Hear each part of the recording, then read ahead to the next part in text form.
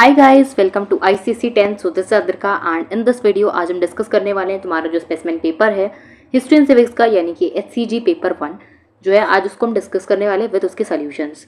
ठीक है, तो ये तुम्हारा आईसीसी 2024 एग्जामिनेशन तुम्हारा मतलब हिस्ट्री एंड सिविक्स का स्पेसिमेन पेपर है और इसे हम एचसीजी पेपर भी कहते हैं। पेपर 1 होता है तुम्हारा, एचसीजी पेपर 1 होता है और ये तुम्हारा 80 मार्क्स का पेपर होता है। 80 मार्क्स का पेपर होता है जिसमें तुम्हें 2 आवर्स मिलते हैं पेपर कंप्लीट करने के लिए।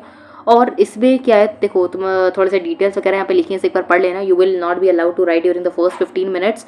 This time is to be spent in reading the question paper. और ये सब तुम्हारे कुछ डिटेल्स ये पढ़ लेना एक बार तुम। और फिर ये दिया है कि तुम्हें कितने क्वेश्चंस अटेम्प्ट करने हैं। ठीक है, तुम्हें कितने क्वेश्चंस अटेम्प्ट करने हैं। जैसे कि क्या दिया है, attempt all the questions from part 1। जो तुम्हारा पार्ट 1 है उसमें तुम्हें सारे क्वेश्चंस अटेम्प्ट करने, यानी वो कंपलसरी और उसमें तुम कोई भी क्वेश्चन लीव नहीं कर सकते। ठीक है, फिर नेक्स्ट जो तुम्हारा पार्ट 2 है, पार्ट 1 देखो तुम्हारा कंपलसरी जिसमें तुम्हारे शॉर्ट क्वेश्चंस आ जाएंगे और तुम्हारे एमसीक्यूज आ जाएंगे। तो पार्ट 1 में ये सब चीज़ें होंगी। एंड जो तुम्हारा पार्ट 2 होगा, पार्ट 2 में तुम्हारा हिस्ट्री एंड सिविक्स जो होगा उसमें उनके लॉन्ग आंसर्स होंगे। ठीक है, लॉन्ग आंसर जो होते हैं तुम्हारे 3-4 मार्क्स के, वो तुम्हारे लॉन्ग आंसर्स इसके अंदर आएंगे पार्ट 2 के अंदर। और पार्ट 2 तुम्हारा तो सब पार्ट्स में एक तरीके से डिवाइड है, सेक्शन ए और सेक्शन बी। सेक्शन ए जो तुम्हारा है वो है सिविक्स का, जिसमें तुम्हें सिविक्स के आंसर्स लिखने हैं और उसमें टोटल 3 क्वेश्चन है। उसमें टोटल 3 क्वेश्चन है, आउट ऑफ विच तुम्हें 2 क्वेश्चन करने हैं सेक्शन ए के। एंड सेक्शन बी में तुम्हारे 5 क्वेश्चन है, आउट ऑफ विच तुम्हें करने हैं कोई 3 क्वेश्चन। ठीक है, तो सेक्शन बी में तुम्हारे 5 क्वेश्चन है, आउट ऑफ विच तुम्हें 3 क्वेश्चन करने हैं। यानी टोटल तुम्हें पार्ट 2 में कितने अटेम्प्ट करने हैं, 5 क्वेश्चन करने हैं अटेम्प्ट। ठीक है, a total of 5 question are to be attempted from part 2 sorry 2 out of 3 question from section A and 3 out of 5 question from section B. But आज इस वीडियो में तुम्हारे सारे आंसर्स डिस्कस करने वाले हैं, चाहे वो सेक्शन ए के हो, चाहे सेक्शन बी के हो, चाहे पार्ट कोई भी पार्ट के हो, तो हम सारे डिस्कस करने वाले हैं। ठीक है, तो चलो इस टाइप का तुम्हारा पेपर आता है देखो। और जो ठीक है, और मैंने इसका सब सॉल्व करके इसे रख लिया और अब मैं तुम्हें बताने वाली हूँ। अब ये देखो, जब मैंने तुम्हारा पेपर देखा स्पेसिमेन पेपर, तो उसमें काफ़ी जो क्वेश्चंस थे वो कैसे थे, थोड़े से लॉजिक वाले क्वेश्चंस थे। ठीक है, मतलब तुम्हें कोई बहुत रॉकेट साइंस नहीं है इसमें, बट हाँ थोड़ा सा तुम्हें थोड़ा सा क्वेश्चन ट्विस्ट है, तो इससे तुम्हें थोड़ा सा दिमाग लगाना पड़ेगा। ठीक है, अरे यार 1 मिनट रुको बस। हाँ चलो अब देखते हैं अपना नेक्स्ट फर्स्ट वाले एमसीक्यू। देखो पार्ट 1 में तुम्हारे देखो लिखा भी है, attempt all the questions from this section from this part. इसमें तुम्हारे सारे इस पार्ट से तुम्हें सारे क्वेश्चंस अटेम्प्ट करने हैं, जिसमें से तुम्हारा आंसर 1 ये है, क्वेश्चन 1 है एमसीक्यूज वाला। ठीक है, क्या है देखो, choose the correct answers to the questions from the given options. और ये तुम्हारे देखो कितने मार्क्स के हैं, 16 मार्क्स से तुम्हारे हैं। ठीक है, 16 मार्क्स के एमसीक्यूज आते हैं। ठीक है, तो तुम्हारे बोर्ड एग्जाम में 16 मार्क्स के ही एमसीक्यूज आएंगे। चलो अब इसे सॉल्व करते हैं। Do not copy the question, right the correct answers only. ठीक है, तो एक क्वेश्चन कॉपी मत करना, बोर्ड के एग्जाम में सिर्फ आंसर्स लिखना। चलो अब डिस्कस करते हैं। An ordinance is called a temporary law which of the following statements correctly describes the same. अब जो ऑर्डिनेंस होता है उसको हम टेम्पररी लॉ भी कहते हैं। ठीक है, ऑर्डिनेंस को हम टेम्पररी लॉ भी कहते हैं और उसका एक तरीके से रीजन ही पूछा जा रहा है कि उसको हम क्यों कहते हैं। Which of the following statements correctly describes the same.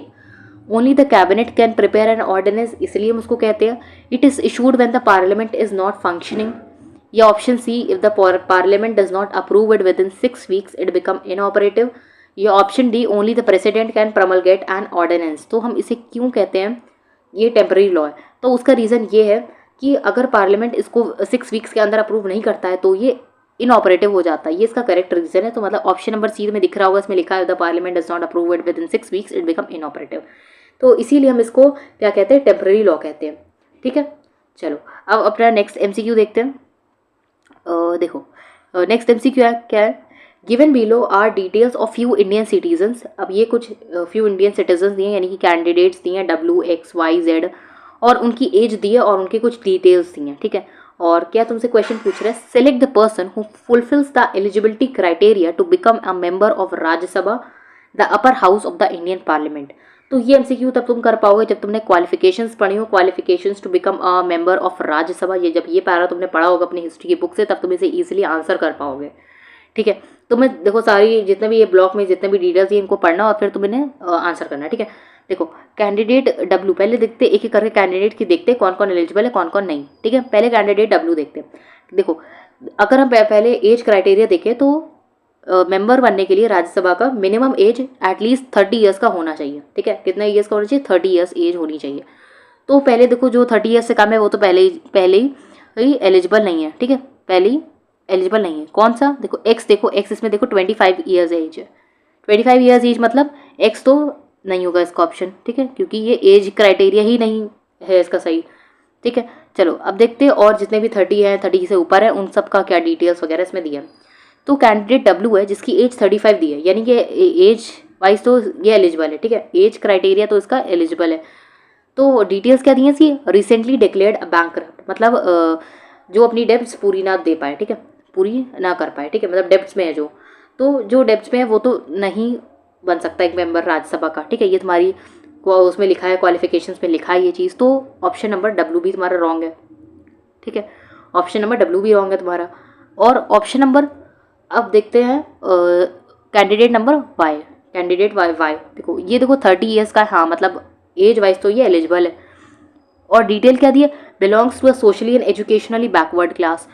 तो अगर तुमने क्वालिफिकेशंस पढ़ी होंगी तो उसमें कहीं भी ये नहीं लिखा है कि अगर कोई भी बैकवर्ड क्लास से है, सोशली एजुकेशनल बैकवर्ड क्लास से है, तो वो एक मेंबर नहीं बन सकता राज्यसभा का, तो ऐसा कहीं लिखा नहीं है। तो इसका जो करेक्ट आंसर होगा, और को पहले अपना कैंडिडेट जेड भी देख लेते हैं क्या है उसकी एज भी, उसकी एज 31 है, यानी वो एज वाइज तो एलिजिबल है। अब उसकी डिटेल क्या दी है, convicted of a criminal offence and sentence to imprisonment for 2 years. तो मतलब ये तुम्हारी उसमें दिया है, एलिजिबिलिटी जो लिखी है उसमें वो लिखा है कि कोई भी क्रिमिनल जो है वो राज्यसभा का मेंबर नहीं बन सकता, ठीक है। तो यानी ऑप्शन नंबर जेड भी रिजेक्ट हो गया। क्या बचा ऑप्शन के नंबर सी, यानी कि कैंडिडेट वाई, ठीक है। चलो तो उसका करेक्ट ऑप्शन क्या होगा, ऑप्शन सी वाई वाला कैंडिडेट। चलो देखते हैं नेक्स्ट एमसीक्यू अपना। The opposition feels that the ruling government does not have the majority in the Lok Sabha and wants to bring down the government. तो इसमें क्या लिखा है, देखो पहले इसमें ये सेंटेंस पढ़ो, does not have the majority, does not have the majority मतलब गवर्नमेंट के पास क्या कॉन्फिडेंस नहीं है, ठीक है। लोकसभा का जब कॉन्फिडेंस नहीं होता है तो कौन सा मोशन इसमें से मूव होता है, adjournment motion, no confidence motion, motion of thanks, या सेंश्योर मोशन। तो जब जो गवर्नमेंट होती है, पॉलिटिकल पार्टी होती है, जो गवर्नमेंट होती है उस समय उसके पास जब कॉन्फिडेंस नहीं होता है लोकसभा का, तब उस समय नो कॉन्फिडेंस मोशन पास होता है। और ऑप्शन नंबर 20 का करेक्ट आंसर है, ठीक है। एडजर्नमेंट मोशन पास नहीं होता है, मोशन ऑफ थैंक्स कोई मोशन ही नहीं होता है, सेंश्योर मोशन ये सब भी नहीं होगा, ठीक है। इसका करेक्ट आंसर क्या है, नो कॉन्फिडेंस मोशन। चलो अब अपना नेक्स्ट एमसीक्यू देखते हैं। When the Supreme Court reviews any judgment made by it to remove an error, it falls under dash jurisdiction. जब सुप्रीम कोर्ट कोई अपना ही दिया हुआ जजमेंट को रिव्यू करती है, एक बार दोबारा से देखती है, टू रिमूव एन एरर, अपनी जजमेंट को एक बार रिव्यू करती है कि हाँ कुछ गलती तो नहीं हो गई है, तो ये कौन सी जुरिस्डिक्शन के अंदर आता है। Option number A advisory, option number B revisory, option number C original, option number D appellate. तो जब सुप्रीम कोर्ट अपना कोई जजमेंट दोबारा से रिवाइज करती है एक तरीके से, ठीक है, तो क्या ये कौन से जुरिस्डिक्शन के अंदर आता है, तब ये आता है रिवाइजरी जुरिस्डिक्शन के अंदर, ठीक है। कौन से जुरिस्डिक्शन के अंदर, रिवाइजरी जुरिस्डिक्शन के अंदर। तो इसका करेक्ट आंसर होगा ऑप्शन नंबर बी। चलो अब अपना नेक्स्ट एमसीक्यू देखते हैं। Identify the officials who form the electoral college for the presidential elections in India. तो हमें ये पता है कि इलेक्टोरल कॉलेज क्या होता है, जो प्रेसिडेंट का इलेक्शन करता है, ठीक है, इलेक्टोरल कॉलेज वही तो होता है। तो इलेक्टोरल कॉलेज के अंदर कौन कौन से मेंबर्स आते हैं, ये इसमें पूछ रहा है। आइडेंटिफाई द ऑफिशियल्स यानी मेंबर्स कौन कौन से आते हैं इसके अंदर। तो तुम्हें यहाँ कुछ PQRS करके कुछ मेंबर्स दिए हैं इनके नाम, और तुम्हें इसमें से देखना है कि इसमें से कौन कौन से मेंबर्स इलेक्टोरल कॉलेज के अंदर आते हैं। P तुम्हारा elected members of parliament, Q है तुम्हारा nominated members of parliament, R है तुम्हारा elected members of state legislative assemblies, and S है तुम्हारा nominated members of state legislative councils. तो जो हमारे मेंबर्स होते हैं जो इलेक्टोरल कॉलेज के अंदर आते हैं वो हैं इलेक्टेड मेंबर्स ऑफ पार्लियामेंट, जो पार्लियामेंट जिन्हें इलेक्ट करता है वो मेंबर्स, प्लस जो स्टेट लेजिस्लेटिव असेंबलीज के इलेक्टेड मेंबर्स होते हैं वो, यानी कि P एंड R इसका करेक्ट आंसर है। नॉमिनेटेड मेंबर्स कभी भी नहीं लिए जाते हैं इलेक्टोरल कॉलेज में, इलेक्टेड मेंबर्स पार्लियामेंट के लिए जाते हैं, elected members state legislative assemblies के लिए जाते हैं, ठीक है। तो इसका करेक्ट ऑप्शन क्या हो जाएगा, आंसर क्या हो जाएगा, option number C P and R, ठीक है। तो चलो देखते हैं अपना next MCQ. Court of district जज सिविल केसेस के साथ डील करता है। देखो यहाँ पे लिखा है कोर्ट ऑफ डिस्ट्रिक्ट जज सिविल केसेस, तो सेशंस कोर्ट कौन से केसेस के साथ डील करेगा। तो कोर्ट ऑफ डिस्ट्रिक्ट जज हमारे सिविल केसेस के साथ डील करता है, ये हमारी बुक में लिखा है। और सेशंस कोर्ट कौन से केसेस के साथ डील करता है? सेशंस कोर्ट हमारा डील करता है क्रिमिनल केसेस के साथ, ठीक है, क्रिमिनल केसेस के साथ। तो उसका करेक्ट आंसर क्या हो जाएगा? Option number B criminal cases. चलो अपना नेक्स्ट देखते हैं MCQ। Read the 2 statements given below about the civil disobedience movement. अब ये 2 स्टेटमेंट जो लिखे हैं A एंड B, ये दोनों सिविल डिसोबीडियंस मूवमेंट के बारे में है और इसमें से तुम्हें कोई करेक्ट ऑप्शन टिक करना है to show that shows the correct relationship between A and B। मतलब A एंड B में क्या रिलेशनशिप है? पहला, Gandhi's civil disobedience was based on engaging in dialogue and negotiation with the British. हाँ ये true है। क्यों ट्रू है? क्योंकि मैं पता है कि मतलब गांधी जी ने पहले 11 डिमांड्स अपनी रखी थी उस टाइम पर, और जब वो उसमें से कोई भी रिस्पॉन्स नहीं आया उन डिमांड्स का, उन्होंने ब्रिटिश गवर्नमेंट ने कोई इसका रिस्पॉन्स नहीं दिया, तब उन्होंने सिविल डिसोबीडियंस मूवमेंट स्टार्ट कर दिया था, ठीक है। तो मतलब वो एक ब्रिटिश के साथ एक नेगोशिएशन करना ही चाह रहे थे, एक अग्रीमेंट पर अराइव होना ही चाह रहे थे, ठीक है। तो ऑप्शन नंबर ए तो करेक्ट है। Option number B, Gandhi believe that violence and aggression are counter productive to achieve any goal. हाँ, गांधी जी यही बिलीव करते थे कि वायलेंस और अग्रेशन से हम अपना कोई भी गोल अचीव नहीं कर सकते, ठीक है। तो इसीलिए उन्होंने सिविल डिसोबीडियंस मूवमेंट स्टार्ट करा था, ठीक है। तो इसका जो करेक्ट आंसर होगा वो क्या होगा?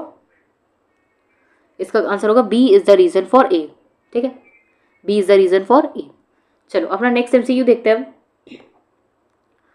और MCQ नंबर कौन सा है? 8 वाला है। चलो, the central government of a country named x, एक कंट्री है जिसकी सेंट्रल गवर्नमेंट है और वो गवर्नमेंट क्या है? एक्स है, has decided to enforce a law. और वो जो सेंट्रल गवर्नमेंट है वो क्या कर रही है? एक लॉ ला रही है that is similar to vernacular press act, और वो वर्नाक्युलर प्रेस एक्ट जैसी ही है which was enacted by the British in India, जो कि ब्रिटिश ने इंडिया में लाए थे, ठीक है, in 1878 to control and regulate the vernacular press को कंट्रोल करने के लिए, ठीक है। तो इस इन्फॉर्मेशन से तुम्हें क्या करना है? वो कुछ तुम्हें स्टेटमेंट्स, कुछ तुम्हें ऑप्शंस दिए हैं। Who among the following is most likely to benefit from the enforcement of the law in X. देखो, जब सेंट्रल गवर्नमेंट एक्स जो है ये अगर ये लॉ इन्फोर्स कर देगी, अगर ये लॉ एक तरीके से मतलब लागू हो जाएगी, तब इसमें से सबसे ज़्यादा बेनिफिट कौन होगा? उस कंट्री में सबसे ज़्यादा बेनिफिट कौन होगा? It's citizens, the media industry, the opposition party या द रूलिंग पॉलिटिकल पार्टी, ठीक है। तो इसके लिए तुम्हें सबसे पहले पता होना चाहिए कि वर्नाक्युलर प्रेस एक्ट होता क्या है। तो मतलब जब vernacular press act British government ने इंट्रोड्यूस करा था, तो उसका मतलब ये था कि जो वर्नाक्युलर जो पेपर्स होते हैं उनमें कोई भी ऐसी चीज़ नहीं पब्लिश होनी चाहिए जिससे जो इंडियन लोग हैं या कोई भी जो मतलब कंट्री में लोग रहे, उनके माइंड में ब्रिटिश के लिए कोई भी डिससेटिस्फैक्शन आए किसी भी तरीके का, ठीक है, कि ये लोग सही नहीं कर रहे हैं या ये चीज़ इन लोगों ने सही नहीं करी है, तो ऐसा कोई भी मतलब अगेंस्ट में उनकी फीलिंग नहीं डेवलप होनी चाहिए, ठीक है। तो ये है वर्नाक्युलर प्रेस एक्ट। तो यही इसमें पूछ रहा है कि सेंट्रल गवर्नमेंट अगर कोई कंट्री एक्स है और वो ऐसा कोई लॉ ला रही है तो सबसे ज़्यादा बेनिफिट कौन होगा? तो एक बात सोचो, जब कोई जो उस कंट्री में रहने वाले जो सिटीजन्स होंगे, अगर उनको कुछ गवर्नमेंट के लिए कुछ गलत, अगर कुछ गवर्नमेंट के लिए अगर वो नहीं पढ़ेंगे एक तरीके से, या कुछ उनके माइंड में डिससेटिस्फैक्शन नहीं आएगा, तो सबसे ज़्यादा बेनिफिट कौन होगा? रूलिंग पॉलिटिकल पार्टी तो बेनिफिटेड होगी सबसे ज़्यादा, है ना। तो उसका करेक्ट ऑप्शन क्या हो जाएगा? Option number D, the ruling political party, ठीक है। और वो ज़्यादा टाइम तक उस पर्टिकुलर कंट्री पे रूल कर पाएगी, ठीक है। वो पार्टी ज़्यादा टाइम पे उस कंट्री पर रूल कर पाएगी, ठीक है। चलो अब नेक्स्ट MCQ देखते हैं। इन 1856 the British east India company justified the annexation of Awadh, a princely state in northern India, on what grounds? तो 1856 में हमें जैसे पता है, हमारा फर्स्ट चैप्टर जो है फर्स्ट वॉर ऑफ इंडिपेंडेंस, उसमें ईस्ट इंडिया कंपनी ने अवध को एनेक्स कर लिया था, ठीक है। तो आप ये पूछ रहे हैं कि ऑन व्हाट ग्राउंड्स उसे एनेक्स कर लिया था? Acquire more land for British colonies, option B stop the rebellion against the British, option C punish the nawab of Awadh for opposing British rule, या option D due to alleged misgovernance by the nawab of Awadh. तो उन्होंने British on the pretext of alleged misrule पर उसको annex कर लिया था अवध को, और उन्होंने ये कहा था कि जो नवाब है अवध का, वो उस अवध को अच्छे से रूल नहीं कर पा रहा है, यानी मिसगवर्नेंस, ठीक है, मतलब अच्छे से गवर्न नहीं कर पा रहा है अवध को। तो इसीलिए वहाँ की गवर्नेंस को संभालने के लिए या वहाँ पे ब्रिटिश ईस्ट इंडिया कंपनी आ रही है, ठीक है। ब्रिटिश ईस्ट कंपनी आज से उसको मतलब एनेक्स कर लिया अवध को, और वो आज से वहाँ गवर्न करेगी अवध, ठीक है, तो इसका जो करेक्ट आंसर है वो होगा option number D, due to alleged misgovernance of by the nawab of Awadh. इस रीज़न के लिए उन्होंने ये रीज़न दिया। ठीक है, चलो अब नेक्स्ट MCQ देखते हैं। अब ये देखो, ये पिक्चर दी है तुम्हें एक, और इसमें लिखा है देखो, daily here to Austrian throne murdered archduke and his 5 shotted in the street. तो मतलब ये अर्कड्यूक फर्डिनेंड की बात हो रही है यहाँ पर। ठीक है, ठीक है, यानी कि मतलब साराजेवो क्राइसिस की बात हो रही है यहाँ पर एक तरीके से। ठीक है, साराजेवो क्राइसिस, जिसमें जो अर्कड्यूक फर्डिनेंड था उसका मर्डर कर दिया गया था। ठीक है, तो इसमें लिखा है विच of the following is an immediate impact of the above incident. तो पहले तुम्हें ये पता होना चाहिए किस चीज़ का इमीडिएट कॉज है। तो साराजेवो क्राइसिस किस चीज़ का इमीडिएट कॉज है? साराजेवो क्राइसिस की वजह से क्या हुआ था? फर्स्ट वर्ल्ड वॉर हुआ था। ठीक है, it led to the first world war. तो ये इसका इमीडिएट इम्पैक्ट जो पड़ा वो क्या था कि फर्स्ट वर्ल्ड वॉर की कंडीशंस बन गई थी उस समय। ठीक है, तो इसका जो करेक्ट आंसर होगा option number B, it led to the first world war. ठीक है, चलो अपने नेक्स्ट MCQ देखते हैं। हाँ चलो देखते हैं। Identify the odd one out of the following objectives. तो ये ऑब्जेक्टिव्स में किसके दिए हैं? ये ऑब्जेक्टिव्स तुम्हें दिए हैं मुस्लिम लीग जो है, मुस्लिम लीग का चैप्टर जो है उसमें ऑब्जेक्टिव्स ऑफ मुस्लिम लीग जो फॉर्म हुई थी उसके क्या क्या ऑब्जेक्टिव्स थे। ठीक है, पहला, to promote among the Muslims of India support for the British government. हाँ, to remove any misconceptions regarding the intention of the government, to protect and advance the political rights and interest of the Muslims. तो हाँ, ये भी correct objective है। ABC तुम्हारे correct objectives है, ये objectives थे मुस्लिम लीग के। और option number D, to abolish the zamindari system. तो ये ऐसा कोई उनका ऑब्जेक्टिव नहीं था। ठीक है, ऐसा उनका कोई ऑब्जेक्टिव नहीं था। तो इसका जो करेक्ट आंसर है वो क्या हो जाएगा? Option number D, to abolish the zamindari system. ठीक है, और ये जो 3 ऊपर जो ऑब्जेक्टिव दी, यही 3 ऑब्जेक्टिव्स मुस्लिम लीग के थे। ठीक है, तो चलो अब देखते हैं अपना next MCQ। A college student named Roshni is doing a project on a prominent Indian leader whose core work revealed around Dalit rights. तो कॉलेज स्टूडेंट रोशनी है जो कि एक प्रोजेक्ट बना रही है एंड प्रोमिनेंट इंडियन लीडर पे बना रही है, जिनका जो मेन वर्क है वो क्या है? दलित्स का राइट। ठीक है, तो वो किसके बारे में लिख रही है? Who is Roshni most likely writing about? Surendra Nath Banerjee, Firoz Shah Mehta, Dada Bhai Naoroji या ज्योतिबा फूले। ठीक है, तो जब तुम इसे ध्यान से पढ़ोगे तब तुम्हें समझ में आएगा कि जो ज्योतिबा फूले थे वो क्या करते थे? जो वीकर सेक्शन, सोसाइटी के जो वीकर सेक्शन था उनके लिए काम करते थे। ठीक है, तो इसका जो करेक्ट आंसर हो जाएगा, दलित राइट्स के लिए जो वर्क जिन्होंने करा है वो है ज्योतिबा फूले। तो इसका जो करेक्ट आंसर होगा वो ऑप्शन नंबर डी होगा। ठीक है, चलो अब नेक्स्ट MCQ देखते हैं। Dash was the cause for the renewal of civil disobedience movement. अब सिविल डिसोबीडियंस मूवमेंट क्यों, इसका रिन्यूअल क्यों हुआ? ठीक है, तो इसका रिन्यूअल इसलिए हुआ क्योंकि जब जो गांधी जी थे, जब वो सेकेंड राउंड टेबल कॉन्फ्रेंस से वापस आए तो वो फेल हो चुका था। ठीक है, उससे उन्हें कोई भी मतलब सेटिस्फैक्शन नहीं हुआ, और इसीलिए यही रीज़न था कि सिविल डिसोबीडियंस मूवमेंट को दोबारा से स्टार्ट करा गया। ठीक है, तो इसका हो जाएगा answer option number A, failure of the second round table conference. चलो अब अपना नेक्स्ट MCQ देखते हैं। 15th MCQ, ये हमारा सेकेंड लास्ट MCQ है। The non-permanent members of the Security Council have a term of 2 चलो आंसर ही बता दिया मैंने, have a term of 2 years। इसका करेक्ट आंसर है ऑप्शन नंबर 2। जो नॉन परमानेंट मेंबर्स होते हैं, देखो परमानेंट मेंबर्स होते हैं और नॉन परमानेंट मेंबर्स होते हैं सिक्योरिटी काउंसिल में। मतलब 5 जो होते हैं वो परमानेंट मेंबर्स होते हैं और जो 10 होते हैं वो नॉन परमानेंट मेंबर्स होते हैं। तो जो नॉन परमानेंट मेंबर्स होते हैं उनका टर्म क्या है, मतलब वो कितने टर्म तक रहते हैं सिक्योरिटी काउंसिल में? तो उसका रीज़न है 2 years। ठीक है, आंसर है उसका 2 years।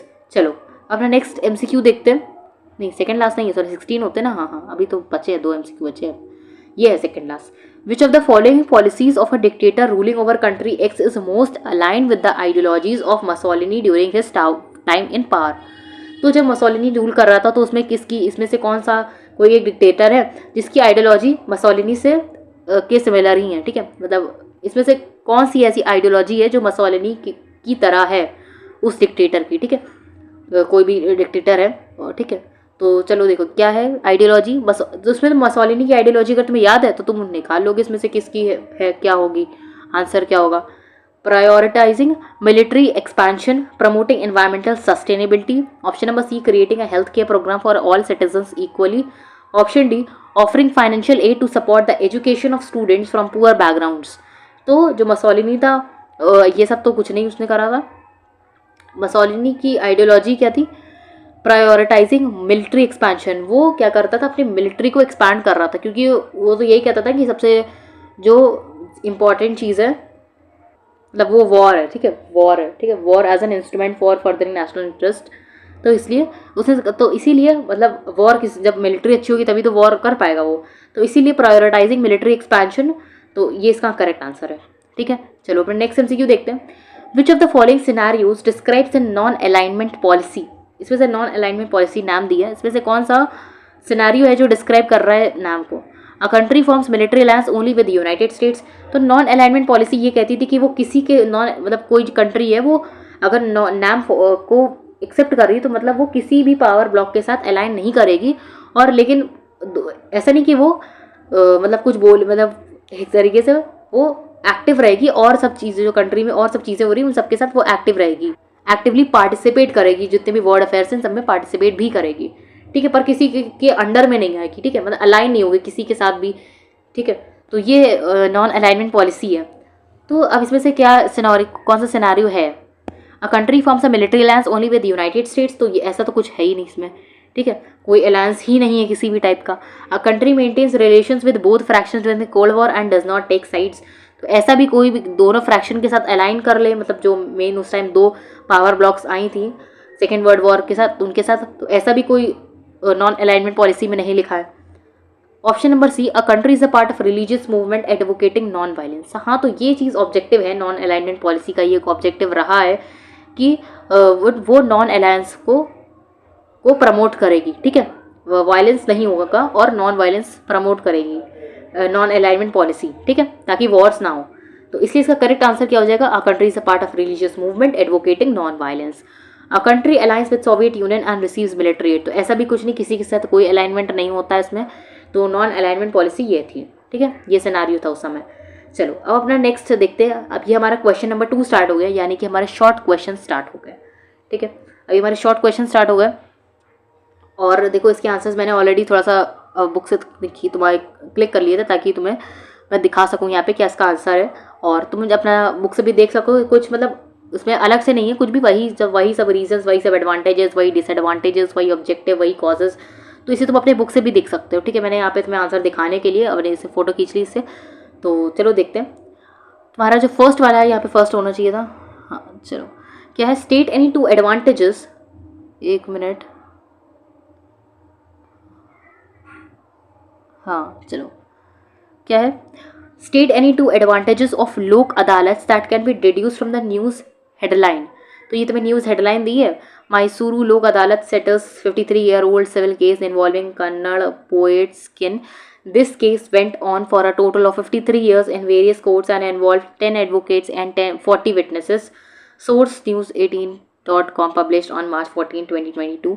तो इसमें देखो लोक अदालत की कोई 2 एडवांटेजेस लिखने हैं तुम्हें, ठीक है, ऐसे तुम्हें ऐसे ही क्वेश्चंस मिलेंगे, तुम्हें सीधे मेन चीज़ देखो क्या लिखी है, तुम्हें 2 एडवांटेज लिखने हैं लोकसभा के, जो तुम्हारी बुक में लिखे हैं। तो इसका देख लेते हैं आंसर क्या है, एक मिनट, हाँ चलो ये देखो, ये इसका, हाँ ये इसका देखो, ये है आंसर, इसका correct answer, state any 2 advantages of लोक अदालत that can be deduced from the above news headline, लोक अदालत डिलीवर, एक मिनट, हाँ चलो, लोक अदालत deliver fast and inexpensive justice, any person can move lok adalat by an application on a plain paper or using the format हाँ चलो, और using the format available with the legal service authorities and expect speedily justice। तो तुम short में अगर लिखना, देखो जो ये शॉर्ट वाले आंसर्स हैं, देखो तुम देख सकते हो 2 मार्क्स के हैं, ठीक है, ये 2 मार्क्स के हैं, और अगर तुम बहुत इसमें इतना पूरा टाइम बर्बाद कर दोगे अपना, तो तुम्हें और अभी इतने सारे लॉन्ग आंसर्स करने उसका टाइम तुम्हें नहीं मिलेगा। तो अगर तुम ये 2 मार्क्स से क्वेश्चन, तुम ज़्यादा से ज़्यादा 6 लाइन से ज़्यादा इसको एक्सीड मत करना, मैं तुमसे कह रही हूँ एक्सीड मत करना, क्योंकि देखो जब मेरा बोर्ड एग्जाम हुआ था तो इसी वजह से मेरा टाइम से पेपर कंप्लीट हो गया था, क्योंकि मैंने इनको इतना टाइम नहीं दिया था। और बहुत बच्चे क्या करते हैं, अब इसी में तुम आधा पेज का आंसर लिखोगे, तो बताओ तुम अपने नेक्स्ट जो लॉन्ग आंसर्स है वो तब कब कंप्लीट कर पाओगे इसे टाइम से, है ना। तो एडवांटेजेस लिखने लोक अदालत के, देखो ये सब एडवांटेजेस ही लिखे हैं, तुम इसमें से जो तुम्हारा मन करे तुम्हारे बुक का लिख लेना। और देखो Lok Adalat reduce the workload of other courts और promote social justice by providing legal aid to weaker sections of the society, मतलब थोड़ा सा लेस कॉस्टली है, ठीक है, इनएक्सपेंसिव है और जल्दी स्पीडी जस्टिस मिल जाती है, तो इसीलिए इसकी यही एडवांटेजेस इसके, तो ये लिख लेना अपने मन से, ठीक है। चलो अब अपना नेक्स्ट आंसर देखते हैं। Imagine you were a part of German military in the year 1919, mention in 2 terms of the treaty Versailles which would impact you. तो terms of treaty of Versailles के कोई 2 टर्म्स तुमको लिखने हैं, ठीक है।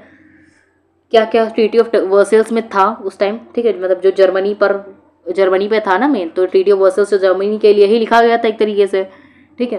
तो क्या है उसके टर्म्स ट्रीटी ऑफ वर्सल्स के, तो देखो यहाँ मैंने इसको लिख के रखे हैं, टर्म्स ऑफ द ट्रीटी, लिख के नहीं मतलब क्लिक करके रखे हैं, लिख के थोड़ी रखेंगे।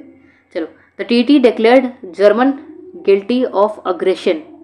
इतने बड़े बड़े आंसर हैं, तो तुम क्या करना इसको कम से कम, अगर देखो ये लॉन्ग आंसर में भी आ सकता है, तो मैं कहूँगी इन सब के 4 पॉइंट सबके लर्न कर लेना, क्योंकि देखो 4 पॉइंट ज़्यादा से ज़्यादा लिखने को आएंगे नहीं, क्योंकि जो मैक्सिमम सबसे ज़्यादा मार्क्स का जो क्वेश्चन आता है वो तो इस पेपर में वो 4 मार्क्स का ही क्वेश्चन है, तो इससे तुम 4 पॉइंट्स कोई अच्छे से लर्न कर लेना। अब चाहे वो अगर 3 मार्क्स में आ जाए तो 3 मार्क्स में लिख लो, 2 मार्क्स में आ जाए तो 2 मार्क्स में लिख लो, 4 मार्क्स में आए तो 4 मार्क्स में, या 4 पॉइंट्स लर्न करके गए हो गए तुम, ठीक है। तो इसलिए 4 मार्क्स का 4 पॉइंट सबसे ज़रूर लर्न करना, ठीक है।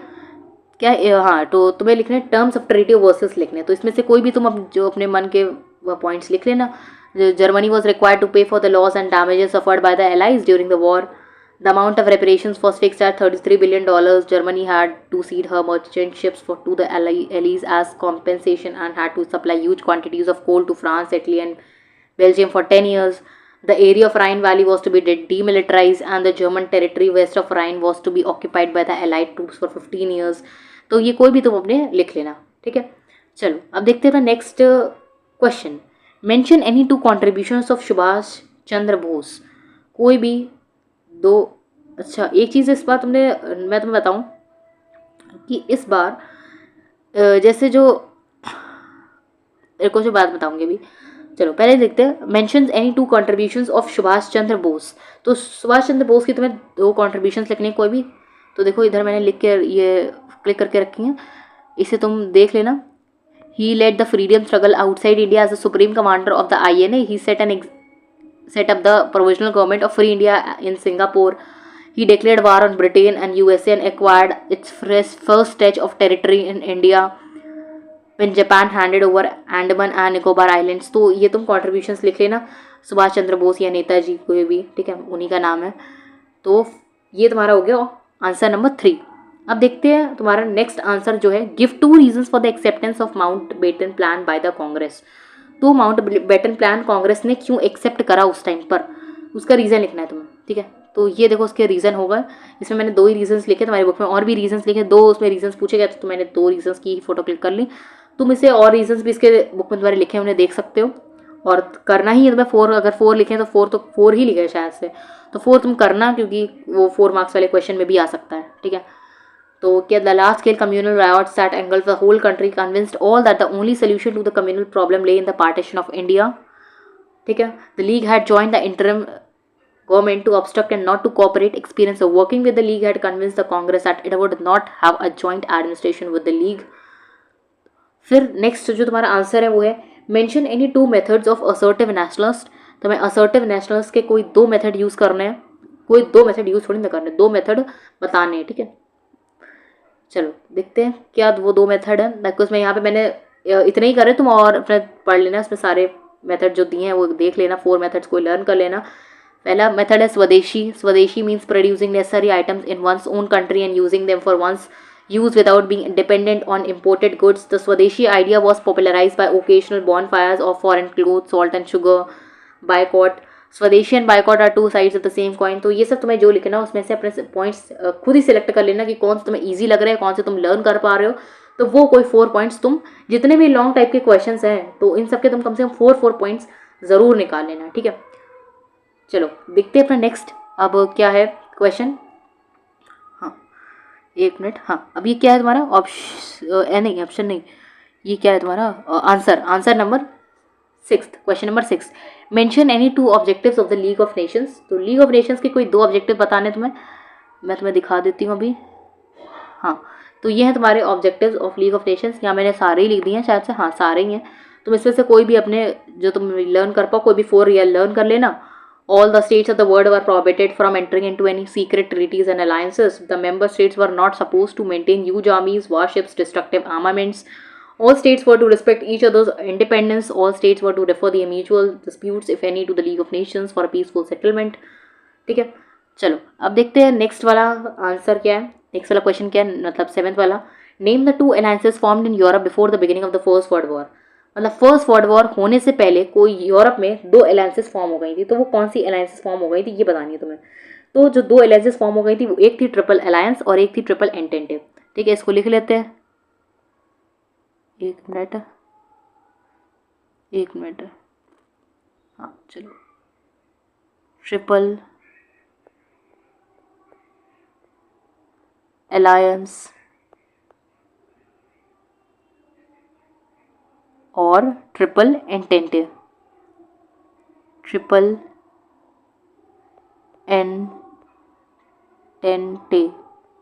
ठीक है, और ट्रिपल अलायंस के अंदर तुम्हारी कौन कौन सी कंट्रीज थी. ट्रिपल अलायंस के अंदर थी जर्मनी, इटली और ऑस्ट्रिया हंगरिया. ठीक है, और ट्रिपल एंटेंटिव में कौन कौन सी थी तुम्हारी, फ्रांस थी, रशिया थी और कौन सी थी, इंग्लैंड थी. ठीक है, तो ये सारी तुम्हारी कंट्रीज थी इनके अंदर, और ये 2 अलायंसेस फॉर्म हो गए थे फर्स्ट वर्ल्ड वॉर से पहले यूरोप में. ठीक है, तो इसी के साथ हमारा पार्ट 1 कंप्लीट होता है, यानी मेरे शॉर्ट क्वेश्चंस कंप्लीट होते हैं और हमारे एमसीक्यूज कंप्लीट होते हैं. देखो तुम्हारे शॉर्ट वाले जो आंसर्स थे कितने मार्क्स के थे, ये तुम्हारा कंप्लीट नहीं दिया है, बट तुम्हारे 7 2 14 मार्क्स से तुम्हारे हैं तुम्हारे शॉर्ट आंसर्स, और प्लस हमारे 16 मार्क्स के हो गए, 16 मार्क्स के तुम्हारे एमसीक्यूज हो गए. तो यानी 16 + 14 तुम्हारे 30 मार्क्स का पार्ट 1 हो गया. ठीक है, आपकी तुम्हारा पार्ट 2 स्टार्ट होता है. Part 2 section A. आप सेक्शन ए तुम्हारा किसका सिविक्स का है, सिविक्स का. सेक्शन ए होता है सिविक्स का है, जिसमें तुम्हें 3 क्वेश्चन दिए जाएंगे, तुम्हें 2 क्वेश्चन अटेम्प्ट करने होंगे सेक्शन से. ठीक है, और एक हाँ जो मैं तुमसे भी कह रही थी कि मैं तुम्हें चीज़ बतानी कौन सी, तो वो मैं ये तुमसे ये कह रही थी कि जो तुम्हारा सिविक्स होता है उसमें से तुम्हारे 3 सब पार्ट्स दिए हैं तुम्हारे सिविक्स में. ठीक है, तुम्हारे सिविक्स में 3 सब पार्ट्स दिए हैं. पहले तुम्हारा कौन सा यूनियन पार्लियामेंट है. ठीक है, दूसरा तुम्हारा एग्जीक्यूटिव है और तीसरा तुम्हारा जुडिशरी है. तुम्हारी बुक में यही 3 पार्ट दिए हैं सिविक्स के. तो इसमें से एक, जैसे ये जो 3 क्वेश्चन हैं सिविक्स से आए हैं, ये तीनों के एक उस पार्ट से आए हैं. जैसे यूनियन लेजिस्लेचर का ये वाला क्वेश्चन है. ठीक है, ये यूनियन लेजिस्लेचर का क्वेश्चन है. ये तुम्हारा यूनियन एग्जीक्यूटिव का क्वेश्चन है. ठीक है, और ये तुम्हारा जुडिशरी का क्वेश्चन है. तो मतलब कोई ना कोई एक क्वेश्चन ज़रूर आता है तीनों से. लेकिन अब देखो ये वाला तो यूनियन पार्लियामेंट, ये फर्स्ट वाला तो यूनियन पार्लियामेंट से आएगा, मैं श्योर है. और इन दोनों में क्या है, ये वाला आंसर 4 जो है तुम्हारा, यानी जो यूनियन एग्जीक्यूटिव से आता है, ये तुम्हारा प्रेसिडेंट वाले से भी आ सकता है और प्राइम मिनिस्टर वाले से भी आ सकता है. ठीक है, और ये वाला इसमें भी ये तुम्हारा सुप्रीम कोर्ट से भी आ सकता है और तुम्हारा हाई कोर्ट वाले से भी आ सकता है. तो इसलिए मैं तुम्हें बात बताऊं, जो तुमसे ज़्यादा अच्छे से हो रहा वो वाला तुम ज़्यादा करना, उस पर ज़्यादा ध्यान देना, मतलब उसके लॉन्ग आंसर ज़्यादा अच्छे से करना. क्योंकि देखो अब ये बात तो है नहीं कि तुम कंप्लीटली कोई चैप्टर लीव कर सकते हो, क्योंकि शॉर्ट क्वेश्चंस भी हैं प्लस एमसीक्यूज भी हैं. तो तुम्हें इस तरीके से तो तैयार कर रही हैं सारे चैप्टर्स, बट तुम लॉन्ग क्वेश्चंस के लिए ये चीज़ कर सकते हो कि हाँ तुम लॉन्ग क्वेश्चंस के लिए तुम ये चीज़ कर सकते हो कि जो लॉन्ग वाले आंसर्स हैं वो तुम कोई 2 सब पार्ट्स के ज़्यादा अच्छे से तैयार कर लो सिविक्स के. ठीक है, जैसे कि मैंने ही करा था, मैंने जुडिशरी के थोड़े से मुझे लॉन्ग आंसर्स नहीं होते थे, तो मैंने जुडिशरी में थोड़ा लॉन्ग आंसर्स थोड़े से मतलब लीव कर दिए थे, और बाकी शॉर्ट वगैरह तो सब करे ही थे. और उसमें यूनियन लेजिस्लेचर और यूनियन एग्जीक्यूटिव ज़्यादा अच्छे से कर लिया था. तो ऐसे ही तुम भी देख सकते हो तुम्हें क्या इजीली लर्न हो जाता है. ठीक है, चलो अब डिस्कस करते हैं अपना पेपर. कहाँ पे थे हम, हाँ हम ये सेक्शन ए स्टार्ट कर रहे थे अपना. पहला है यूनियन लेजिस्लेचर का question. The union legislature of India is not only the law making body but the centre of all democratic political process. With reference to the parliament, answer the following questions. Mention any 3 circumstances under which the Lok Sabha can make laws on subject in the state list. तो लोकसभा कौन कौन से circumstances के अंदर state list में अपने laws बना सकती है. ठीक है, कौन कौन से सब्जेक्ट्स पर बना सकती है. ठीक है, तो इसका आंसर ये है, लिखा है मैंने. The parliament can legislate, parliament यानी लोकसभा, कैन लेजिस्ट मतलब पार्लियामेंट के अंदर आते हैं ना दोनों, लोकसभा और राज्यसभा, तो पार्लियामेंट उसी के लिए ही कहा गया है, मतलब लोकसभा के लिए ही कहा गया है. The parliament can legislate even on subjects included in the state list. कब, during the proclamation of emergency में, when the Rajya Sabha passes a resolution by a 2/3 majority that a subject in the state list has assumed national importance, या when 2 or more states are of the opinion that the parliament should legislate on a subject given in the state list, the subject but would be applicable only to the consenting states. ठीक है, तो ये इसका answer था. I hope तुम्हें समझ में आ गया होगा. चलो अब देखते हैं अपना नेक्स्ट, इसी का क्या पार्ट है, दूसरा वाला part. Mention any 3 financial powers of the union parliament. देखो जितना भी तुम्हारा ये सब होती है फाइनेंशियल पावर्स और ये सब जितनी पावर्स लिखी हैं तुम्हारे सिविक्स में, खासकर पावर्स जो हैं, फिर तुम्हारे हिस्ट्री में ऑब्जेक्टिव्स वगैरह, कॉजेज वगैरह, ये सबसे ज़्यादा यही आते हैं तुम्हारे लॉन्ग आंसर्स में, और कुछ नहीं, एक्स्ट्रा नहीं आता है। तो इन सब चीज़ों को बहुत अच्छे से प्रिपेयर करना, ठीक है। और 4 पॉइंट्स में जैसे कह रही हूँ सबके करना, क्योंकि तुम्हें क्या पता वो चाहे 4 में आ जाए, चाहे 3 में आ जाए, चाहे 2 में आ जाए, ठीक है। चलो अब क्या है, mention any 3 financial powers of union parliament. तुम्हें 3 फाइनेंशियल पावर्स लिखनी है। तो ये 3 फाइनेंशियल पावर्स मैंने ज़्यादा ही लिख दी, ज़्यादा इसमें लिखी है, तुम अपनी देख लेना, तुम्हें कौन सी बुक से देख लेना, तुम्हें कौन सी लर्न करनी हो, कोई 4 लर्न कर लेना। Budget, supplementary grants, vote on account या सैलरीज, ठीक है। चलो अब देखते हैं नेक्स्ट आंसर क्या है। The speaker plays a key role in maintaining order and ensuring the smooth functioning of the Lok Sabha. Mention any 4 functions of the speaker to support the statement, ठीक है। तो जैसे कि स्पीकर पता है हम लोगों को, स्पीकर जो सबसे ज़्यादा मेन होता है और लोकसभा के अंदर, ठीक है, और वही मेन अंदर ऑर्डर जितना भी होता है वो मेंटेन करता है, ठीक है। और मतलब वहाँ के अंदर की जो वर्किंग होती है वो सब लोग स्पीकर ही संभालते हैं, ठीक है। तो ये सब है इसके आंसर, ये सब इसका आंसर है। क्या लिखा है, 4 functions of the speaker to support the statement. अच्छा तो ये 4 फंक्शंस लिखे हैं कि कैसे मतलब ऑर्डर मेंटेन करते हैं अंदर लोकसभा के अंदर स्पीकर। तो देखो लिखा था, speaker presides over the meetings of the house, all speeches and remarks. एक मिनट, हाँ अब देखते हैं। अब तुम देखो, the speaker presides over the meetings of the house, all speeches and remarks are addressed to the speaker, he she allots time for discussion, the speaker interprets the rules of procedure of the house, his her decision in all parliamentary matters is final, all bills are passed by the houses are signed by him or her before they are sent to the Raj Sabha। तो ये सब इनकी क्या क्या लिखे, functions लिखे हैं speaker के, ठीक है। तो ये था तुम्हारा आंसर नंबर 3, मतलब तुम्हारा पहला वाला पार्ट, हमारा यूनियन लेजिस्लेचर वाला पार्ट खत्म होता है। अब देखते हैं अपना सेकंड वाला क्वेश्चन नंबर 4, जो कि हमारा यूनियन एग्जीक्यूटिव के कौन से चैप्टर से है, प्रेसिडेंट वाले चैप्टर से। The President is the nominal head of the executive, the first citizen of the country, as well as the commander-in-chief of the Indian Armed Forces. With reference to this, answer the following questions. Mention any 3 qualifications required for a person to be nominated to the post of the president. अब इस answer में तुम्हें क्या लिखना है, तुम्हें जो president है, प्रेसिडेंट की तुम्हें क्या लिखनी है, क्वालिफिकेशंस लिखनी है, ठीक है। तुम्हारी बुक में क्वालिफिकेशंस लिखी हैं और प्रेसिडेंट की तुम्हें वही क्वालिफिकेशंस लिखनी है, ठीक है। तो ऐसा करते हैं, इसको मैं, ये तुम्हारी बुक में लिखी भी हुई है लेकिन रुको मैं इसको थोड़ा सा यहाँ पे ऊपर लिख देती हूँ, ठीक है। A person shall be eligible for election as president if he she, मैं सिर्फ डायरेक्ट पॉइंट्स लिख रही हूँ, यह पता नहीं आ पाएगा कि नहीं आ पाएगा। Is a citizen of India, एक मिनट, हाँ सिटीजन ऑफ इंडिया, ये पहला रीज़न हो गया। अरे यार यहाँ पे सही नहीं आ रहा है, एक मिनट रुको, यहाँ पे लिख देती हूँ, ठीक है, यहाँ पे नीचे लिख देती हूँ, ठीक है। Is a citizen of India, ठीक है, सिटीज़न होना चाहिए इंडिया का, is a citizen of India,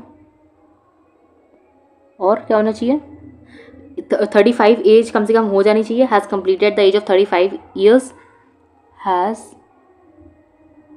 completed the age of 35 years, ठीक है।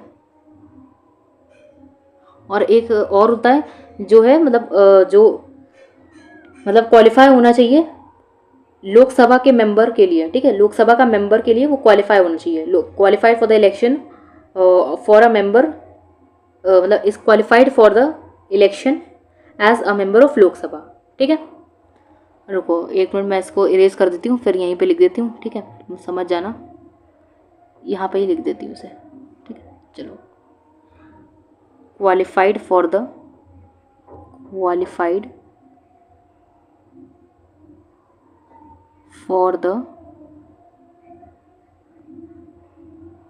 इलेक्शन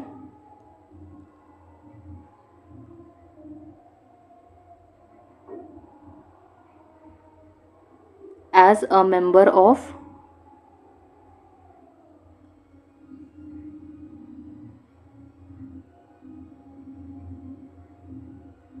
लोकसभा, ठीक, लोक सभा, ठीक है। तो ये होनी चाहिए क्वालिफिकेशंस एक प्रेसिडेंट के पास, मतलब प्रेसिडेंट के पास नहीं, मतलब किसी इंसान के पास अगर ये क्वालिफिकेशंस हैं तब वो प्रेसिडेंट के लिए, प्रेसिडेंट बनने के लिए क्वालिफाई है, मतलब वो बन सकता है president. Mention any 3 discretionary powers of the president, तुम्हें कोई 3 डिस्क्रिशनरी पावर्स लिखेंगे प्रेसिडेंट की, तो ये है, तो ये डिस्क्रिशनरी पावर्स हैं, ये देखो ये तुम्हारी डिस्क्रिशनरी पावर्स हैं। एक मिनट, हाँ अरे यार एक मिनट, कहाँ गया, हाँ ये अब देखो तुम इसको ऐसे ही देख लो, थोड़ा सा सीधा कर लेना, ठीक है। एक मिनट मैं इसे ट्राई कर रही हूँ, ये हो नहीं रहा है।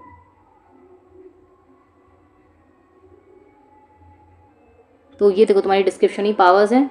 The president of India enjoy certain discretionary powers या certain grey areas where the president may have to use his wisdom and judgement, these are, तो इसमें मैंने दो लिखी हैं डिस्क्रिप्शनरी पावर्स, इसमें लग रहा है 3 पूछी गई, तो मेरे एक लग रहा है नहीं लिख पाई मैं, तो इसे तुम डिस्क्रिप्शनरी पावर लिख लेना। इसकी थर्ड वाली तुम्हारी बुक में दी है discretionary powers. Appointment of the prime minister in a situation where no single party commands the clear support of the majority of the Lok Sabha members and there is a hung parliament. This is because the president cannot appoint the new prime minister on the advice of outgoing prime minister who may have lost the election of or the support of the house. तो ये सब discretionary पास होती हैं president की, और तुम इसे अपनी बुक से देख के लिख लेना. Describe the procedure of impeachment of the president. जैसे कि पता है कि प्रेसिडेंट को रिमूव जब करना होता है तो वो किस प्रोसेस के थ्रू करते हैं, किस प्रोसीजर के थ्रू करते हैं, इम्पीचमेंट के थ्रू करते हैं. तो इम्पीचमेंट का प्रोसेस तुम्हें पूरा यहाँ पे एक्सप्लेन करना है. तो ये है पूरा procedure for impeachment of the president, तुम इसको देख लो, ठीक है. When the president is to be impeached for violation of the constitution either the house of the parliament can level the charge as follow. सो ये सब प्रोसीजर्स होते हैं और उसके बाद प्रेसिडेंट हमारा इम्पीच हो जाता है, मतलब ठीक है, उसे वो रिमूव हो जाता है, ठीक है. चलो अब देखते हैं नेक्स्ट तुम्हारा क्वेश्चन क्या है. क्वेश्चन नंबर 5, ठीक है.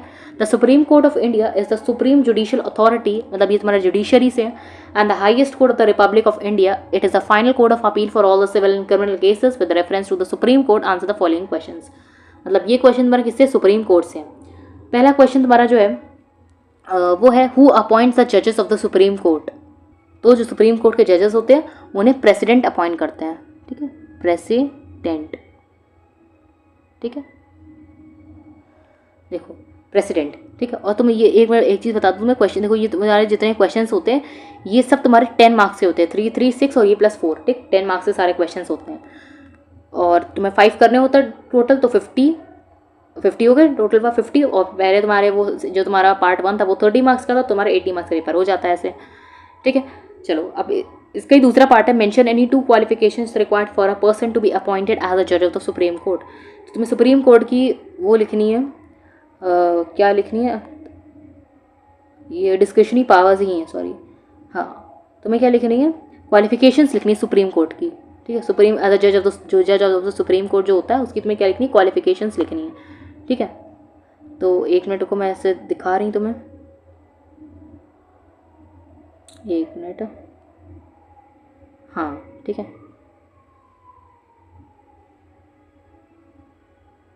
ठीक. ये देखो ये तुम्हारी क्वालिफिकेशंस हैं सुप्रीम जज बनने के लिए. सुप्रीम कोर्ट का हैज़ बीन एटलीस्ट 5 years अ जज ऑफ अ हाई कोर्ट और 2 or more such courts in succession or has been for at least 10 years an advocate of a high court or of 2 or more such courts in succession or is in the opinion of the president a distinguished jurist. तो ये सब appointment qualifications हैं जज बनने की supreme court के. Next तुम्हारा है क्वेश्चन वो है explain the term original jurisdiction of the supreme court with any 2 examples. तो ओरिजिनल ज्यूरिसडिक्शन बताना है तुम्हें क्या होता है और तुम्हें 2 एग्जाम्पल्स देने हैं. तो पहले तो ये लिख लेते हैं कि ओरिजिनल ज्यूरिसडिक्शन होता क्या है, ठीक है. ओरिजिनल ज्यूरिसडिक्शन होता क्या है, चलो. तो यहाँ मैं इसकी वो लिख देती हूँ डेफिनेशन. ओरिजिनल ज्यूरिसडिक्शन मीन्स, यहाँ पे लिख रहा है, ठीक है, मीन्स के आगे लिख रही हूँ, means the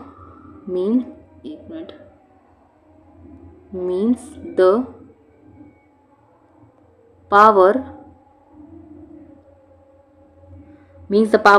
to hear and determine,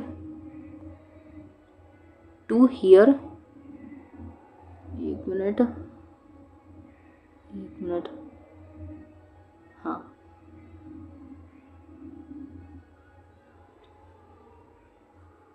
to here and determine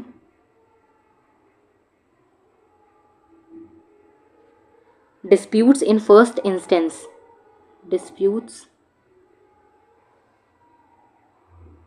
in first,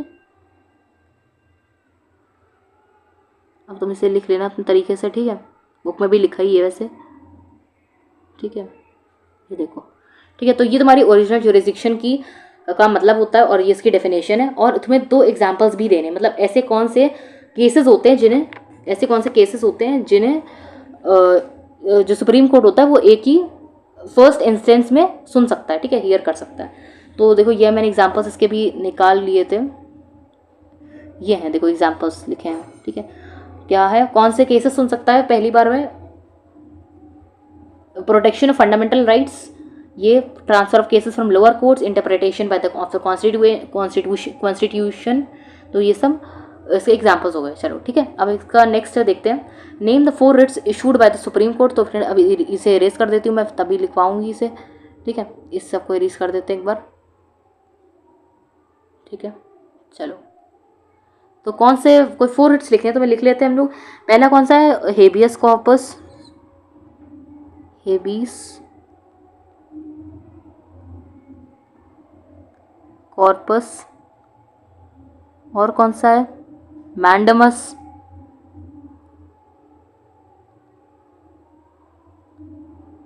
और कौन सा, मैंडमस, और कौन सा, कोवारंटो, वारंटो, और कौन सा तुम्हारा रिट ऑफ सर्टिओररी, रिट, और वैसे रिट ऑफ प्रोहिबिशन भी है, रिट ऑफ सर्टिओररी,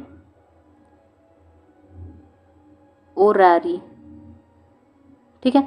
तो ये तुम्हारे हो गए क्या, writs issued by the supreme court, ठीक है। चलो अब इसी तरीके से तुम्हारा सिविक्स कंप्लीट होता है, ठीक है, सिविक्स तुम्हारा पोर्शन पूरा कंप्लीट हो गया, हमने सारे आंसर्स डिस्कस कर लिए। तो अब हम डिस्कस करने वाले हैं अपना हिस्ट्री वाला पोर्शन, यानी सेक्शन बी, जिसमें तुम्हारे टोटल कितने क्वेश्चन हैं, 5 क्वेश्चन हैं। तो चलो अब डिस्कस करते हैं अपना हिस्ट्री का सेक्शन बी, यानी कि जिसमें से तुम्हें 5 क्वेश्चंस दिए होंगे, आउट ऑफ विच तुम्हें 3 क्वेश्चंस करने हैं। देखो यहाँ पे लिखा भी है, attempt any 3 questions from this section. देखो क्वेश्चन 6 मतलब 1 2 3 4 5, देखो तुम्हें 5 क्वेश्चंस दिए, तुम्हें 3 क्वेश्चंस इसमें अटेम्प्ट करने हैं, ठीक है। तो चलो इससे भी डिस्कस कर लेते हैं। फर्स्ट जो क्वेश्चन है, यानी question number 6, the Indian rebellion of 1857 was a major uprising against the rule of the British East India Company, which functioned as a sovereign power on behalf of the British Crown. With reference to this, answer the following questions. तो first question तुम्हारा क्या है, mention any 3 administrative changes made in India as a consequence of the revolt, ठीक है, 3 administrative changes जो कि India में हुए थे रिवोल्ट के बाद, ठीक है। तो इसका आंसर ये इधर मैंने ये है क्लिक करके रखा है, ये देखो क्या क्या चेंजेस हुए थे। पहला, it transferred the power to govern India from East India company to the British crown, ये सब क्या एडमिनिस्ट्रेटिव चेंजेस हैं। The company's board of control and court of directors for abolished. A member of the British cabinet was appointed Secretary of State for India and made responsible for all matters related to the governance of India. He was given a council to advise him called the Indian Council. Thus ultimate power over the India remained with the British Parliament. और ये सब appointments to the civil service were to made by open competition under rules made by the Secretary of State. तो ये सब तुम्हारे administrative changes जो India में हुए थे, ये हो गया इसका आंसर। और देन इसका सेकेंड वाला पार्ट है, how did the failure of this revolt impact the Mughals and Peshwas. देखो ये अब तक जब पॉइंट्स आते थे, तो क्या होता था, उसमें पूरा पॉइंट लिखने को आता था, ठीक है। ये चीज़ मैंने इस वाले में हमारे स्पेसिफिक पेपर में देखी कि स्पेसिफिक इन्होंने मुगल्स और पेशवाज का ही पूछ लिया, ठीक है। तुम ये एक पॉइंट स्पेसिफिक लिखा है तुम्हारे चेंजेस में, जैसे ये, हाँ, जैसे एंड ऑफ कंपनीज रूल्स का फर्स्ट पॉइंट है, वैसे ही और इसका 3rd 4th पॉइंट शायद से है मुगल्स एंड पेशवाज वाला पॉइंट, ठीक है। तो इन्होंने डायरेक्ट वो पॉइंट पूछ लिया तुमसे, तो मतलब तुम्हें वो सारे पॉइंट्स इस बार लर्न करने पड़ेंगे। जैसे तुम ये नहीं कर सके तुमने कि कोई 3-4 पॉइंट चेंज जो कॉन्सिक्वेंस थे फर्स्ट वॉर ऑफ इंडिपेंडेंस के, उसके तुमने कुछ कॉन्सिक्वेंसेज 3 या 4 कॉन्सिक्वेंसेज ये लर्न कर लिया। तुम्हें सारे कॉन्सिक्वेंसेज लर्न करने पड़ेंगे, क्योंकि देखो ये स्पेसिफिक एक पॉइंट से पूछा गया क्वेश्चन है। How did the failure of this revolt impact the Mughals and Peshwas, specific उनके लिए ही, ठीक है। तो इसलिए देखो इसका आंसर भी देख लो एक बार। ये देखो इसका थर्ड पॉइंट है, देखो मैंने कहा था ये देखो इसका फर्स्ट पॉइंट है, ये इसका थर्ड पॉइंट है। तो मतलब स्पेसिफिक इस पॉइंट से आंसर पूछ लिया गया, क्वेश्चन पूछ लिया गया, ठीक है। तो इसलिए तुम्हें सारे पॉइंट्स भी देखने हैं। End of Mughals and Peshwas with the death of Bahadur Shah second who was deported to Yangon, the Mughal dynasty came to an end. Nana Sahib, the last Peshwa, had taken an active part in the uprising and had fled to Nepal after the failure of the uprising. So the office of the Peshwa also came to an end. Thus ended two of the most formidable feats of the British, the Marathas and the Mughals. ठीक है, चलो अब देखते हैं अपना next वाला इसका part. Mention any 4 changes made in the army after the revolt. 4 changes कोई जो आर्मी में हुए थे रिवॉल्ट के बाद, ठीक है। तो इसको भी देख लेते, देखो क्वेश्चन तुम्हारा 4 मार्क्स का है। चलो ये है तुम्हारा चेंजेस इन द आर्मी का पूरा इसका आंसर, ठीक है। हाँ देखो, the Indian army was reorganize after 1858 to present the recurrence of another uprising in the following manner. ये कुछ पॉइंट्स दिए हैं, 5 पॉइंट्स लिखे हैं इसमें मैंने, और कोई एटलीस्ट 4 पॉइंट्स अच्छे से लर्न कर लेना, ठीक है। चाहे वो 4 मार्क्स में भी आ सकता है, 3 वाले मार्क्स में भी आ सकता है, तो कम से कम 4 पॉइंट्स तो लर्न कर लेना है, ठीक है। चलो अब ये अपना क्वेश्चन नंबर 6 खत्म हुआ, और ये अपने तुम्हारे फर्स्ट चैप्टर से था, the first war of independence से ये चैप्टर, ये क्वेश्चन था तुम्हारा, ठीक है। चलो अब नेक्स्ट वाला क्वेश्चन देखते हैं। Question number 7. Nationalism refers to the feeling of oneness that emerges when people consider themselves as one nation. With reference to the growth of nationalism, answer the following questions. ठीक है, तो ये सब तुम्हें इसके थर्ड ये 3 पार्ट्स हैं।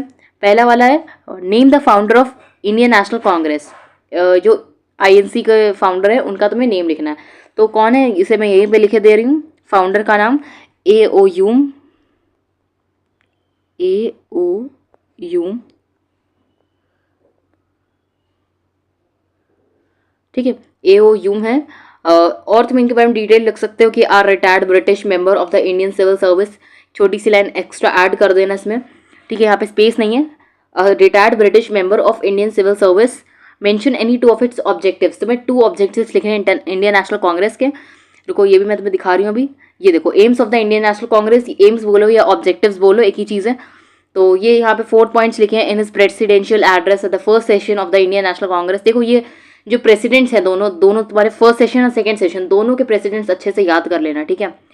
Objective में भी आ सकते हैं, और ऐसे थोड़ा सा इसको ऐसे करके ऊपर भी लिखना, ठीक है। जैसे इसमें लिखा हुआ है इन हिज प्रेसिडेंशियल एड्रेस, पहले थोड़ा सा एक इंट्रोडक्शन टाइप का दिया है, तो हर लॉन्ग आंसर में अपना थोड़ा सा ऐसे पहले इंट्रोडक्शन देना और फिर देन उसके पॉइंट्स लिखना है, ठीक है।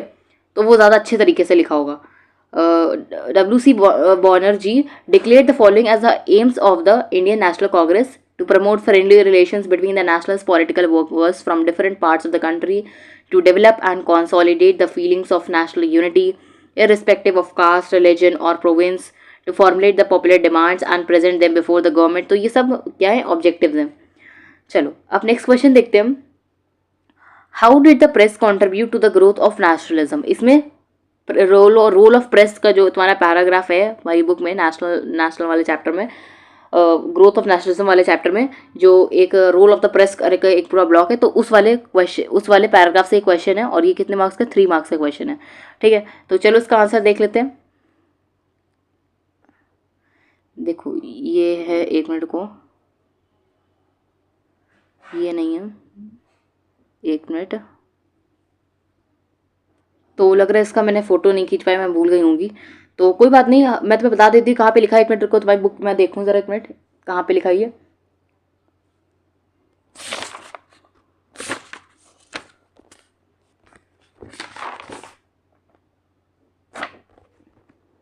अच्छा हाँ, ये देखो, ये तुम अपना जहाँ पे तुम्हारा ये लिखा है ज्योतिबा फूले वाला पैराग्राफ, ठीक है, ज्योतिबा फूले का जहाँ लिखा है, मेरी बुक में तो पेज नंबर 27 है। अब तुम अपनी बुक में देख लेना कहाँ पे ज्योतिबा फूले का लिखा है, ग्रोथ ऑफ नेशनलिज्म वाला चैप्टर है तुम्हारा, वहाँ ज्योतिबा फूले के बाद एक पैराग्राफ दिया है, effect of social religious reform movements on the growth of nationalism, just वाला पैराग्राफ है, उसके बाद रोल ऑफ द प्रेस लिखा है, और precursors of the Indian national Congress के ऊपर, तो वही वाला पैराग्राफ है, वही इसी में इसका आंसर है, ठीक है। तो इसको एक बार देख लेना तुम अपनी बुक से।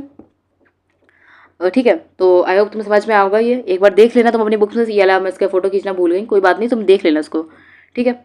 चलो अब नेक्स्ट वाला इसका सब पार्ट देखते हैं। Mention any 4 repressive policies of Lord Lytton. Lord Lytton की कोई 4 रिप्रेसिव पॉलिसीज तुमको यहाँ पे लिखनी है, कोई मेंशन करनी है, और ये 4 मार्क्स का ही क्वेश्चन है। तो चलो देख लेते हैं एक बार, 1 मिनट, ये सब मैंने अभी देखा ना तो फिर इसीलिए आगे हो गया वो। हाँ देखो क्या है, ये देखो कुछ पॉलिसीज़ लिखी हैं, 3 पॉलिसीज़ लिखी हैं शायद से, ये तो तुम और देख लेना, तुम्हारी बुक में बहुत सारी लिखी हैं, ठीक है, 5-6 तो लिखी हैं। The maximum age limit for the Indian civil service examination was reduced from 21 to 19 years, thus making it difficult for the Indians to compete for it. The import duties on British textiles were removed. It proved harmful for the Indian industry. तो ये सब तुम अपनी repressive policies हमारी book में लिखी हैं, उन्हें देख लेना, ठीक है। चलो अपना नेक्स्ट वाला देखते हैं क्वेश्चन नंबर 8, ठीक है, यानी कि क्वेश्चन नंबर 3 अगर हिस्ट्री का देखें तो read the except given below and answer the questions that follow. The movement had generated a worldwide publicity. The British were looking for a way to end it. Gandhiji was released from the custody in January 1931, and the two men began negotiating the terms of the pact. For many conservatives in England, the meetings and talks seemed unacceptable.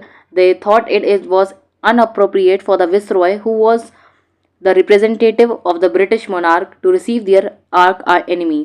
Gandhiji was authorized by the then President of the Congress, Sardar Vallabhbhai Patel, to negotiate with the Viceroy. He advised the nation to wait, watch, pray, and hope for a better prospect for India. He was full of admiration for the people, their heroic struggle and hard suffering. ठीक है, तो ये तुम्हारा है, और इसे देखने से तुम्हें पता चल जाता है कि तुम्हारे कौन से चैप्टर से लिया गया, मतलब महात्मा गांधी वाले चैप्टर से लिया गया, इसमें गांधी जी की बात हो रही है। और ये देखो who was the viceroy, question पे आते हैं, देखते हैं direct. Who was the viceroy who negotiated with Gandhi जी।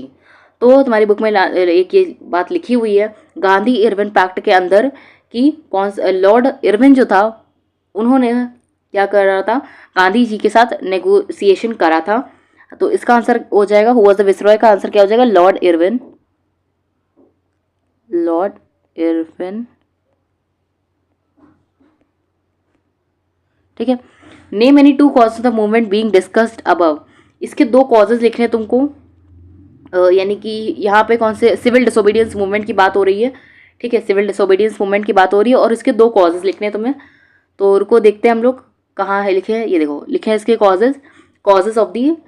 ये शॉर्ट में लिखा है तो मुझे लॉन्ग में भी थोड़ा सा अपना एक्सटेंड कर लेना आंसर, उसमें जहाँ पे आगे लिखा है डिटेल जहाँ पे लिखा है उससे थोड़ी सी लाइन्स इंक्लूड कर लेना इससे, और इसमें बना कॉजेज अपने लिख लेना। पहला साइमन कमीशन है, ये तुम्हारे सिविल डिसोबीडियंस मूवमेंट के कॉजेज हैं, ठीक है। The Simon commission, demand for पूर्ण स्वराज, ये दोनों कॉजेज हैं।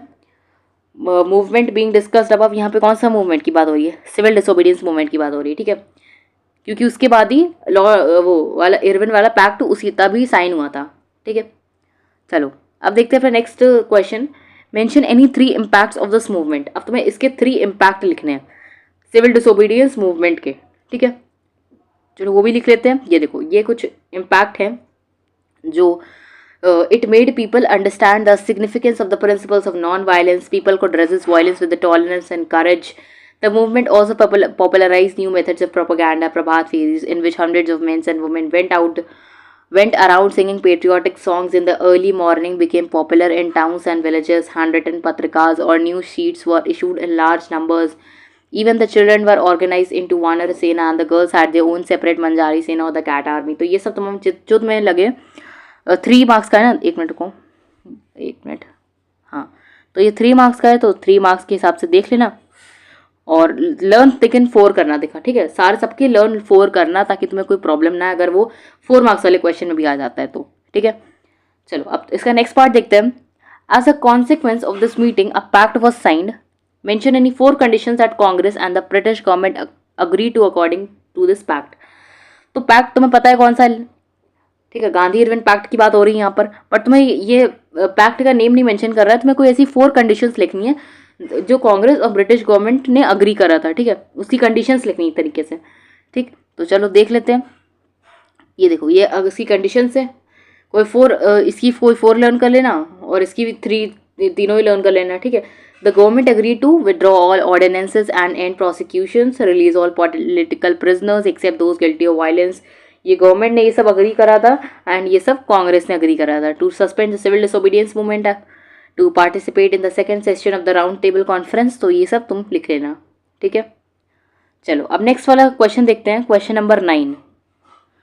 Look at the picture given and answer the following questions. Identify the leader in the above picture. Mention any two of its ideologies.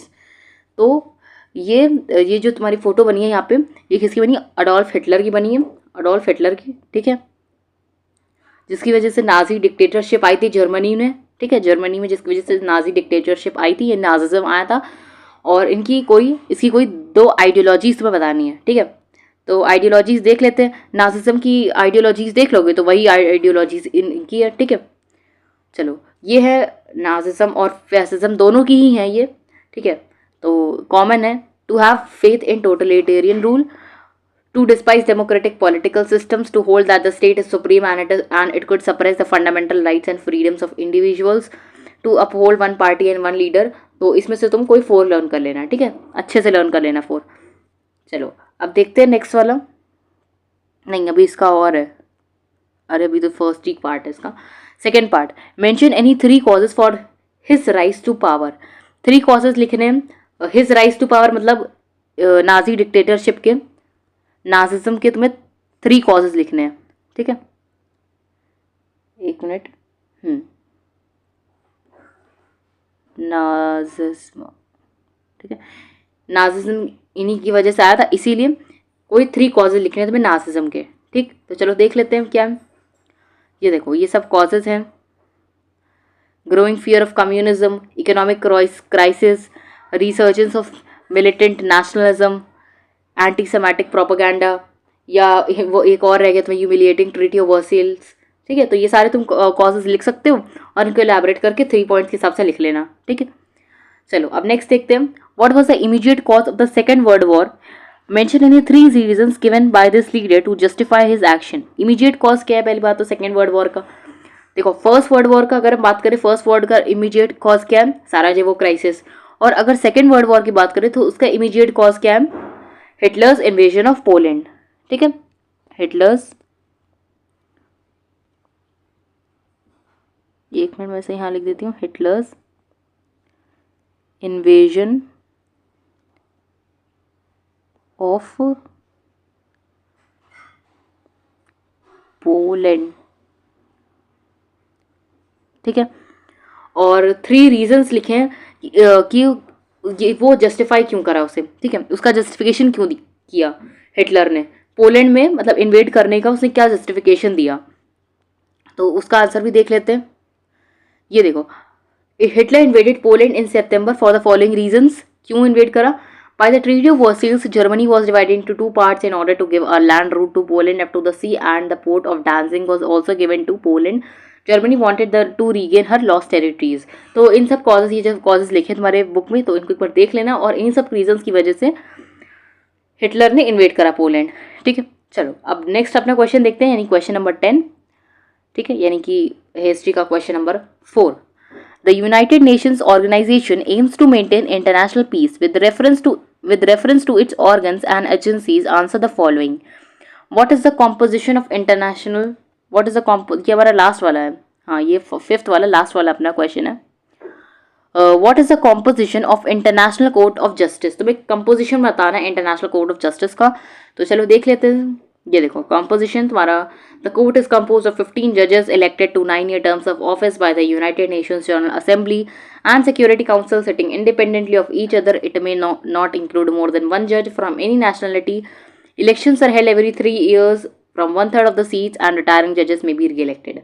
The members of the court do not represent their governments but are independent magistrates, ठीक है। तो ये composition है international court of justice का। फिर है तुम्हारा mention any 3 functions of security council. तुम्हें 3 फंक्शंस लिखे हैं सिक्योरिटी काउंसिल के, तो उसे देख लेते हैं। ये देखो लिखे हैं यहाँ पे, 3 से ज़्यादा लिखे हैं, तुम कोई 4 लर्न कर लेना अच्छे से। To maintain international peace and security in accordance with the principles and purposes of the United Nations, to recommend methods of adjusting such disputes और द टर्म्स ऑफ सेटलमेंट। तो ये सब तुम लिख लेना, ठीक है। चलो अब लास्ट वाला देखते हैं। Give the full form of UNICEF, mention any 3 of its functions. UNICEF का फुल फॉर्म लिखना है, तो यूनिसेफ का पहले फुल फॉर्म लिख लेते हैं हम लोग। चलो यहीं पे लिख लेते हैं इसको, हाँ, यूनाइटेड नेशंस चिल्ड्रंस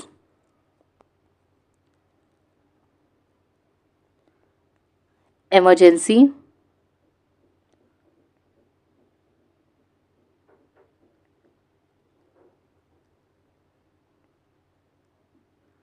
फंड। ठीक है, तो ये है यूनिसेफ का फुल फॉर्म और इसकी थ्री फंक्शंस लिखने हैं तुमको। ठीक है, तो चलो इसका फंक्शंस देख लेते हैं। हाँ, तो ये इसके फंक्शंस है। It provides technical supplies equipment and other aids ranging from paper to text books to equipment and medicine to health clinics to pipes and pumps for bringing clean water to villages. मतलब ये सब functions लिखे UNICEF की, तो एक बार इन्हें भी देख लेना। ठीक है, और 4 कोई लर्न कर लेना सबके फंक्शंस, चाहे वो यूनिसेफ हो, चाहे वो हो, चाहे वो कोई भी हो, तो सबके 4 फंक्शंस लर्न कर लेना, क्योंकि 4 मार्क्स से ज़्यादा वो आएंगे नहीं किसी के। ठीक है, हाँ चलो, तो आई होप तुम्हें समझ में आएगा पूरा स्पेसिमेन पेपर।